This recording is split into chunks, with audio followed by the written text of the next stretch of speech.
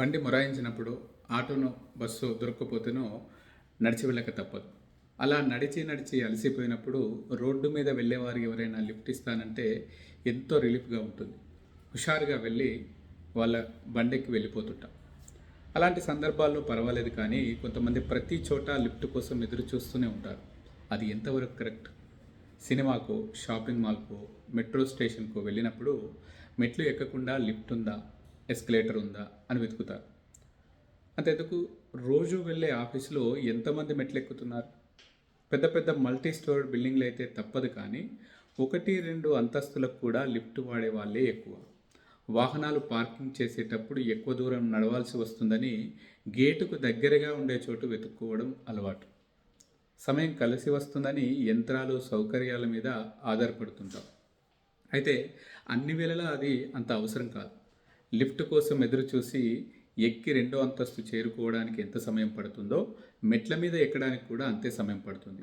ఇక్కడ ఆలోచించాల్సింది, సౌకర్యాలు ఉన్నాయని వాడుకుంటున్నామా, లేక నిజంగా మనకు అవసరమై వాడుకుంటున్నామా?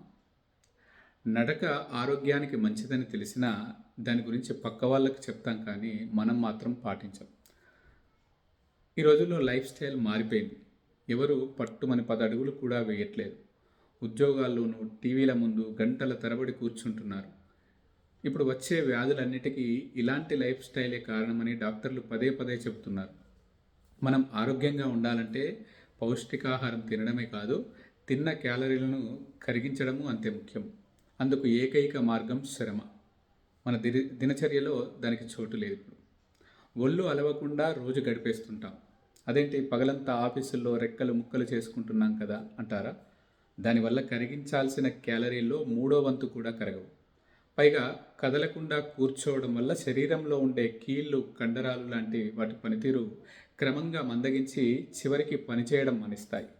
ఆ పరిస్థితి రాకుండా ఆరోగ్యంగా ఉండాలంటే శారీరక వ్యాయామం తప్పనిసరి. పనిగట్టుకొని జిమ్ముకో, పార్కుకో వెళ్ళడం అందరికీ సాధ్యం కాదు. అందుకని పనిలోనే వ్యాయామం కలిసేలా అలవాట్లను మార్చుకుంటే మనకే మంచిది కదా.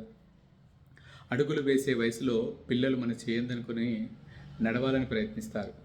అదే కాస్త నడవడం వచ్చాక మన చెయ్యి పట్టుకోమన్నా పట్టుకోకుండా పడుతూ లేస్తూనే పరుగులు తీస్తారు. వృద్ధులకు ఆసరాగా చేయందించబోతే చాలామంది అక్కర్లేదు, నేను నడవగలను అనే ధీమాగా చెప్తుంటారు. పిల్లలకి పెద్దలకి లేని ఈ డిపెండెన్స్ మనకే ఎందుకు? ఒకసారి ఆలోచించండి.